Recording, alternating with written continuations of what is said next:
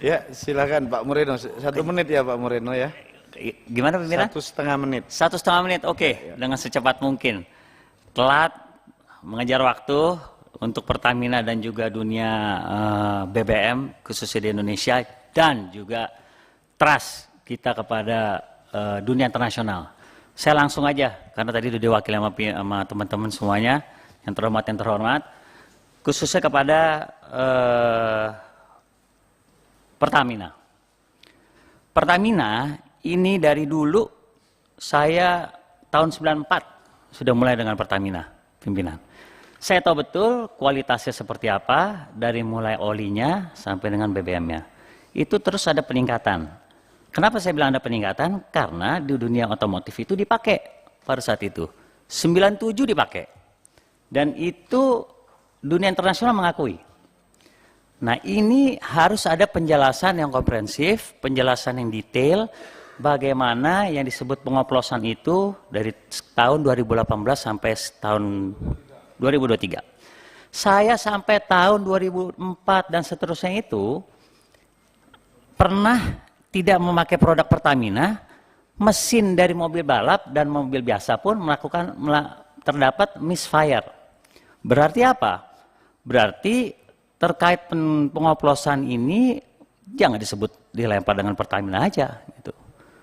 Jadi kita harus tahu supply chain dan pada saat pendistribusian seperti apa, pencampuran dengan RON itu seperti apa, apakah tadi sempat disampaikan oleh pimpinan dari mulai kilang ataupun impor. Saya sempat sampaikan dan saya pertanyakan, Patra Niaga ini adalah wajah yang terdepan dari Pertamina.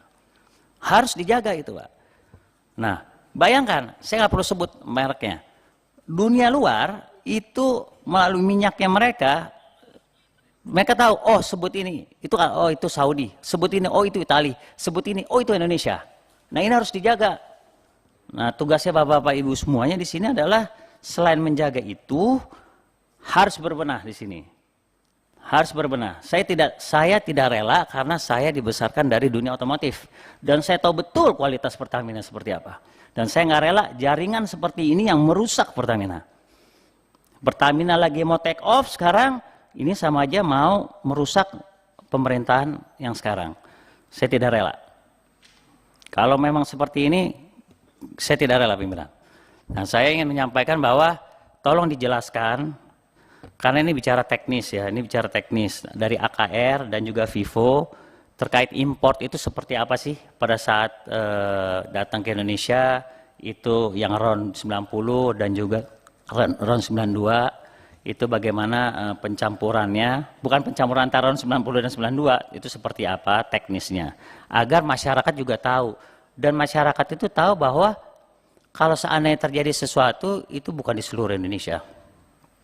Ya, dan kalau memang ini kita semangatnya untuk menjaga untuk supply di hilirisasi ini khususnya di retail, Patra saya sudah ingatkan ini persiapan dari Idul Fitri, tolong betul, pas banget lagi kejadian ini, tolong betul dicek dari setiap SPBU selain juga BBM dan juga ketersediaan EV. Tadi sempat disampaikan oleh ketua, mungkin penjualan mobil terus meningkat, kualitas juga terus dijaga. Ini PR ya. Jadi mobil itu sekarang yang berkeliaran bukan hanya BBM, tapi juga EV, suplai pasokan listrik di setiap SPBU harus dijaga. Karena jangan sampai mobil yang satunya itu dapat suplai listrik yaitu bagus, tapi turunannya lagi listriknya lagi turun, mobil yang berikutnya dapatnya itu nggak bagus, itu pengaruh juga.